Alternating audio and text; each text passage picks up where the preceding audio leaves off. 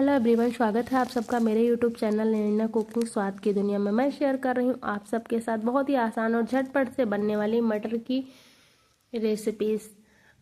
Market में ताज़े ताज़े मटर आ रहे हैं तो मटर की कई सारी रेसिपीज़ बनाना तो बनता ही है। तो मैं आप सबको इस वीडियो में 4 रेसिपीज़ मटर की शेयर कर रही हूँ। मटर कचौड़ी, मटर के पराठे, मटर की नमकीन और मटर की सब्जी।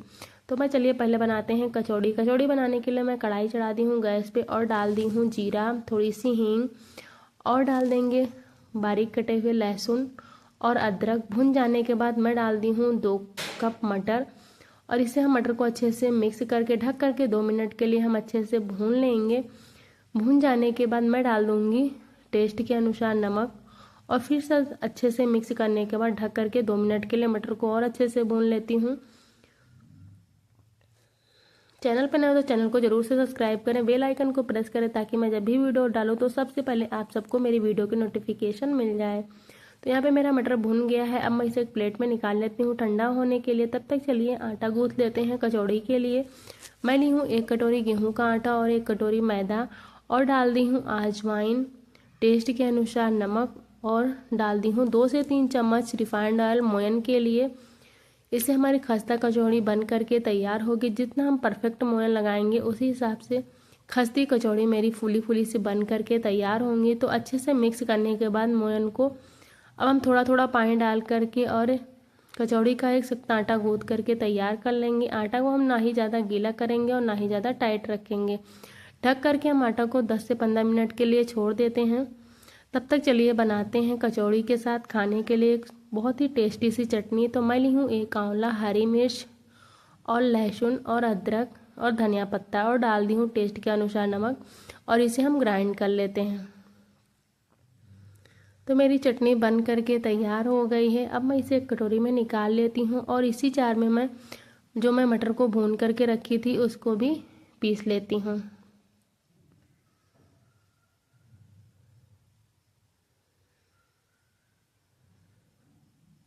थोड़ा थोड़ा करके हम 2 बार में इसे पीस लेते हैं। तो इस तरीके से मेरा कचौड़ी का मसाला बन करके तैयार हो गया है। आप सब कमेंट करके बताइएगा आप सबको इन मटर सी रेसिपीज़ में आप सबको कौन सी रेसिपी पसंद आई। सारे मटर के दाने को मैंने कचौड़ी बनाने के लिए पीस करके तैयार कर ली हूँ और अब मैं इसे बाउल में निकाल ली हूँ और अब मैं इसमें मिक्स कर दे रही हूँ थोड़ी सी हींग और थोड़ा सा नमक मुझे कम लग रहा था तो मैंने नमक डाल करके और अच्छे से मिक्स कर ली हूँ। हींग डालने से बहुत ही अच्छा टेस्ट आता है इस कचौड़ी में। तो अब चलिए बनाते हैं कचौड़ी। कचौड़ी का मसाला मेरा बन करके तैयार हो गया है मटर का। तो देखिए मेरा आटा भी अच्छे से सेट हो गया है। अब थोड़ा और आटे को अच्छे से मिला लेते हैं और फिर अब चलिए बनाते हैं कचौड़ी। तो इस तरीके से छोटी छोटी सी मैं 4 से 5 लोइयाँ बना करके तैयार कर ली हूँ और इस तरीके से कटोरी जैसे बना लेंगे और बीच में हम रख देंगे मटर का मसाला और चारों तरफ से इस तरीके से घुमाते हुए हम इसे बंद कर देंगे। तो इस तरीके से मैं 4 से 5 कचौड़ियाँ बना करके तैयार कर लेती हूँ। अब मैं आप सबको दूसरा भी कचौड़ी भर करके दिखाती हूँ।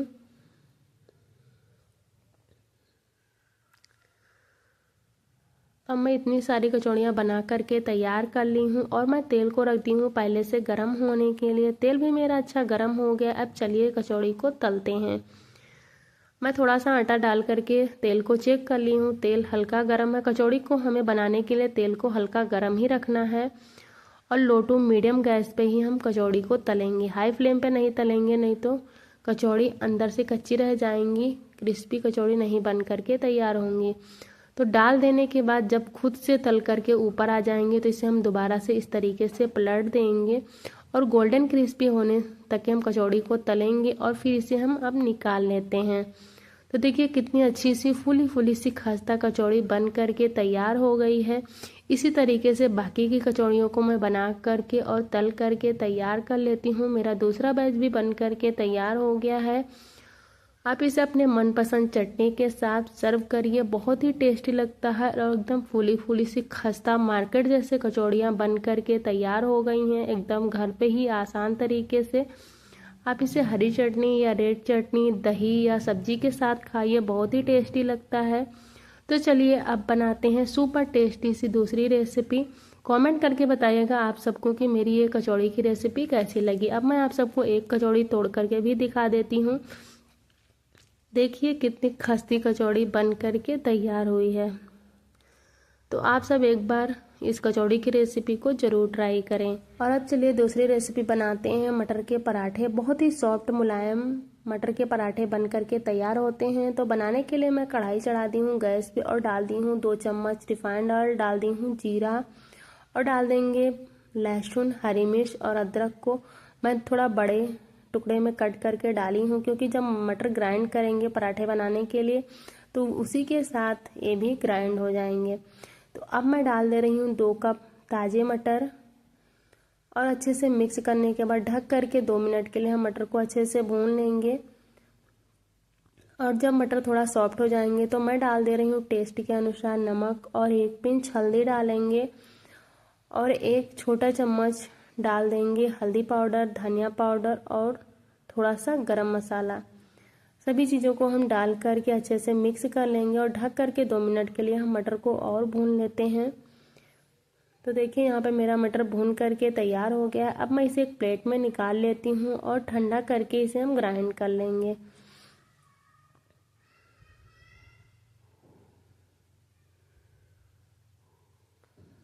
ठंडा होने के बाद मैं इसे ग्राइंड करके तैयार कर ली हूँ और बाकी के मटर को भी मैं इसी तरीके से पीस करके तैयार कर लेती हूँ।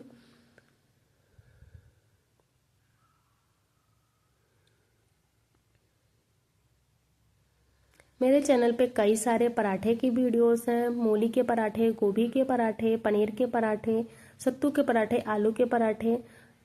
तो आप सब उन पराठे की वीडियोस को ज़रूर देखें, अच्छी लगे तो एक बार ट्राई ज़रूर करें और कमेंट करके बताएं कि आप सबको मेरी ये रेसिपी कैसे लगी। और अब मैं डाल दे रही हूँ थोड़ी सी हींग और धनिया पत्ता। पराठे में भी हींग डालने से बहुत ही अच्छा टेस्ट आता है। तो आप एक बार इस तरीके से पराठे के मटर की रेसिपी को ज़रूर ट्राई करें। और मैं इसके साथ टमाटर, हरी मिर्च, लहसुन, अदरक की ये स्पेशल सी चटनी बना करके तैयार की हूँ। इस पराठे के साथ ये चटनी बहुत ही टेस्टी लगती है। तो आप सब एक बार ज़रूर ट्राई करें।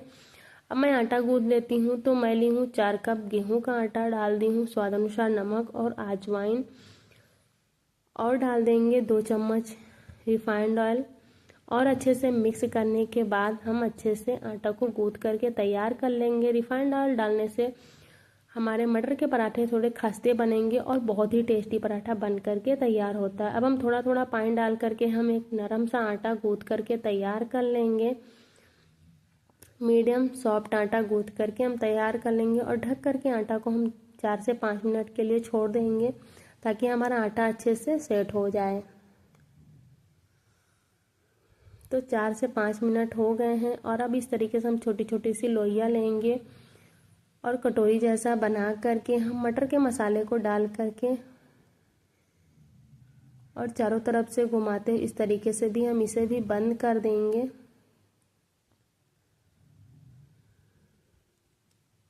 इस तरीके से मैं 4 से 5 पराठे को भर करके तैयार कर लेती हूँ और फिर मैं बना करके भी दिखाती हूँ। बहुत ही आसान है मटर के पराठे बनाने, कचौड़ी बनाने। तो आप सब एक बार इन सब रेसिपीज़ को ज़रूर ट्राई करें। अब मैं पराठे को बेल करके दें। मटर के पराठे को हमें हल्के हाथों से बेलना रहता है, इस तरीके से। ज़्यादा हमें दबा करके बेलन नहीं चलाना है, नहीं तो ये फट सकते हैं।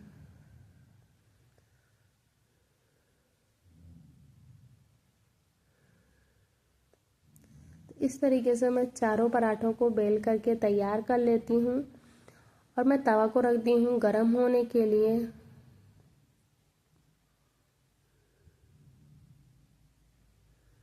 तो तवा भी मेरा अच्छा गरम हो गया है। अब मैं डाल देती हूँ एक पराठे को और दोनों तरफ से अच्छा सिक जाने के बाद मैं लगा दूँगी रिफाइंड ऑयल। अगर आप घी खाते हैं तो घी भी लगा सकते हैं और अच्छे से हम दोनों तरफ से सेक लेंगे।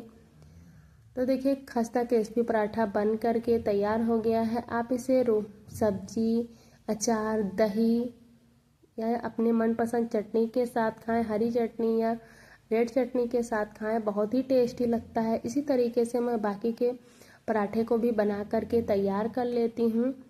तो है ना कितना आसान झटपट से मटर के पराठे बनाने। आप इसे नाश्ते में बनाएं या नाइट में डिनर में बनाएं या बच्चों के लंच बॉक्स के लिए या ऑफिस लंच बॉक्स के लिए भी बना सकते हैं। बनाना बहुत ही आसान है।